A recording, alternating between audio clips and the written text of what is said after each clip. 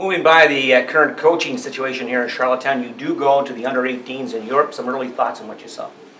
It's a great tournament. It's really, other than Canada, which we basically put together a team of whatever players are available from CHL teams that are out of the playoffs.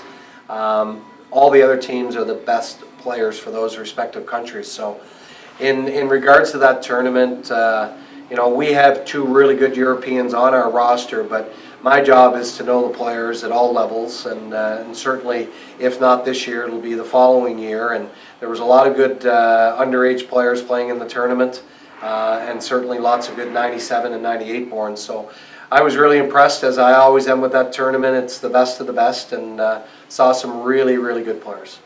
Now, in your current situation here in Charlottetown, it's possible that one of your two Euros could be drafted in the first round of this upcoming end of June NHL draft, which allows the Islanders a bit of a window of opportunity here.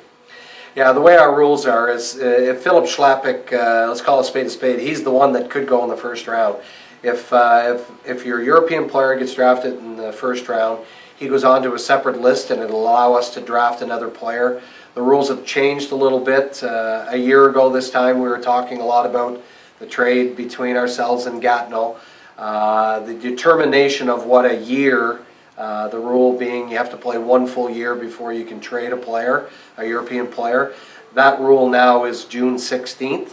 So European players can be traded now, not a calendar year, but a year played, and that year being deemed as June 16th. I said 26th, but June 16th. So the opportunity to potentially move one of our European players, which would open up a spot to draft another one. The maximum you can have on your list is 2. But if Philip Schlappick goes in the first round, then we would have that opportunity to have a third player on our list, which would give us some time to make some maneuvering. Grant, Philip Schlappick almost from the get-go was a key factor player here for the Charlottetown Islanders this past season. Again, possibly rated in the first round of a very strong NHL draft. Philip Rydstrom, his best part of the season was after Christmas. I know you like what he brings to the table as well. Is there a possibility, from what you saw at the under-18s, that in fact you might move one of those two in a trade during the summertime? Well, I'll answer that by saying I was really happy with both of our European players. I think they both brought a lot to the table.